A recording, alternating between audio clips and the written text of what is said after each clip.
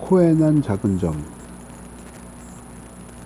변질, 사랑의 영역에서 사랑의 대상의 역 이미지를 잠시나마 만들어내는 것, 하찮은 사건이나 어떤 미세한 것 때문에 사랑하는 사람은 그 선한 이미지가 갑자기 변질되고 전복되는 것을 본다.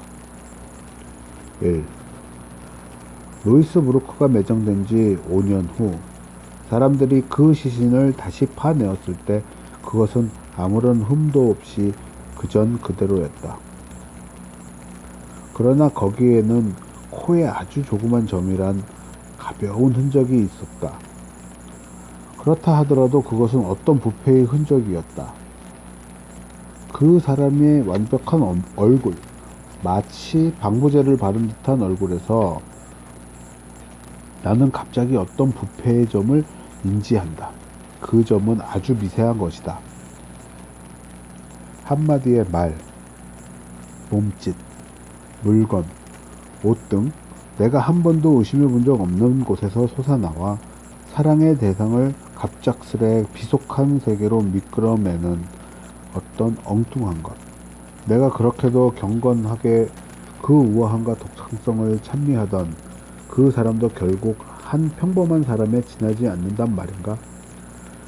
그는 지금 자신이 다른 족속임을 드러내는 몸짓을 하고 있다. 나는 얼떨떨해진다. 하나의 영 리듬을 듣는다. 사랑하는 이의 아름다운 문장에서 이중음 소실 같은 어떤 것을, 이미지의 매끄러운 봉투 안에서 찢어지는 소리를, 예수의 회원인 키르허가 최면에 걸린 암탉을 살짝 때려 깨어나게 한 것처럼 나 또한 잠시 매혹에서 깨어난다. 고통이 없지도 않은 채로. 2. 이미지의 변질은 내가 그 사람을 부끄럽게 생각할 때 일어나는 것처럼 보인다. 파이드로스의 말에 따르면 이 수치심에 대한 두려움이 그리스의 연인들을 선의 길에 붙잡아 두었다고 한다.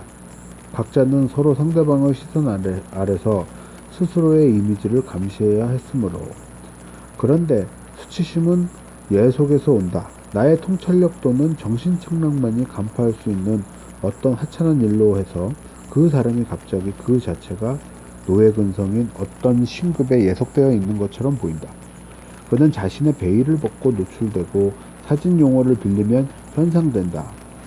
나는 갑자기 시간 문제, 그가 분주해지고 당황하고 또 그렇게 함으로써 인정이라도 받으려는 듯 사교계의 의식에 복종하고 존중하고 영합하는 것을 본다.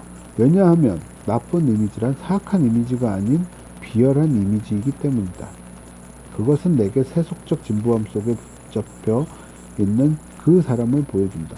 혹은 세상 사람들이 사랑을 폄하하기 위해 떠들어대는 그 시시한 소리에 그 사람이 가담할 때 그는 변질되며 군생집단이 된다. 3. 한 번은 그 사람이 우리 얘기를 하면서 이렇게 말하였다. 양질의 관계라고. 이 말은 나를 불쾌하게 했다.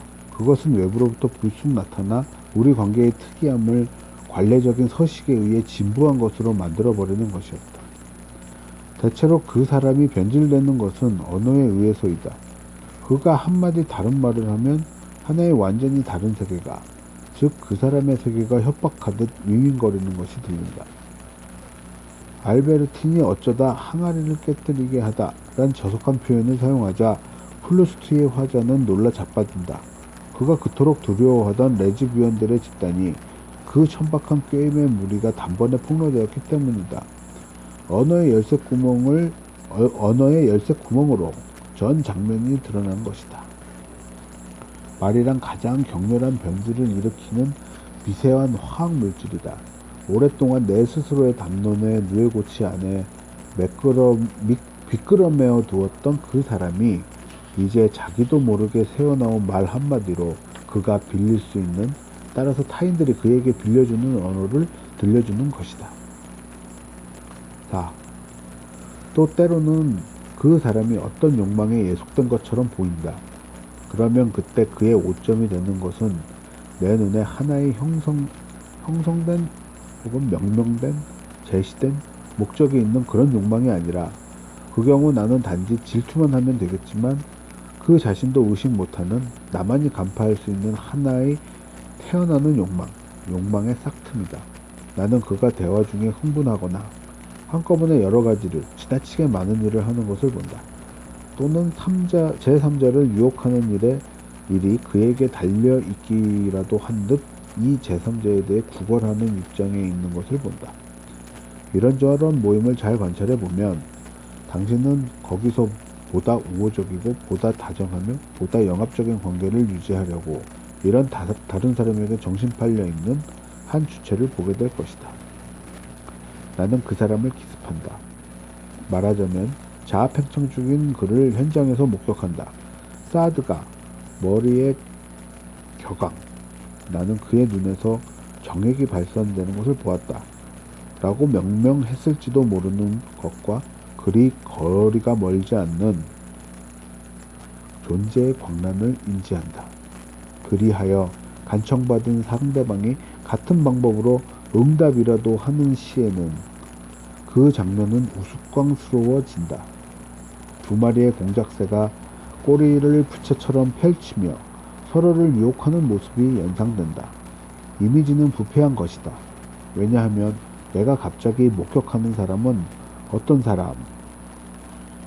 한 낯선 사람이기 때문이다.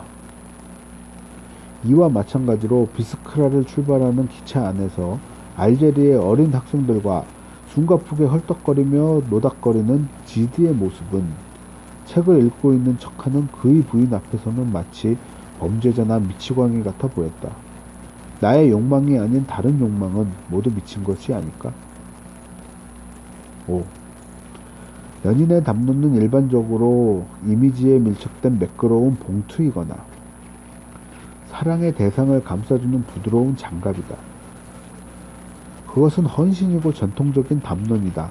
그러나 이미지가 변질될 때 그 헌신의 봉투는 찢어지고 어떤 진동이 내 스스로의 언어를 뒤덮는다. 우연히 엿들은 말 한마디로 상처를 입은 베르테르는 갑자기 로테가 수다장이임을 알게 되고 함께 제잘거리던 친구들의 무리 속에 그녀를 포함시키며 그녀는 더 이상 그 사람이 아닌 다른 많은 사람들 중에 한 사람이 된 것이다. 그녀를 포함시키며 경멸에 찬 어조로 내 어리석은 여인네들 이란 말을 내뱉는다. 한마디의 불경한 언사가 갑작스레 주체의 입술에 떠올라 무례하게도 연인의 경건함을 깨트리고 만다. 그는 자신의 입을 빌려 말하는 마귀에 들린 것이다. 그 입에서는 동화에서처럼 더 이상 꽃이 아닌 두꺼비가 나온다. 이미지에 소름 끼치는 역류, 망가뜨림에 대한 공포는 잃어버림에 대한 고뇌보다 더 강렬하다.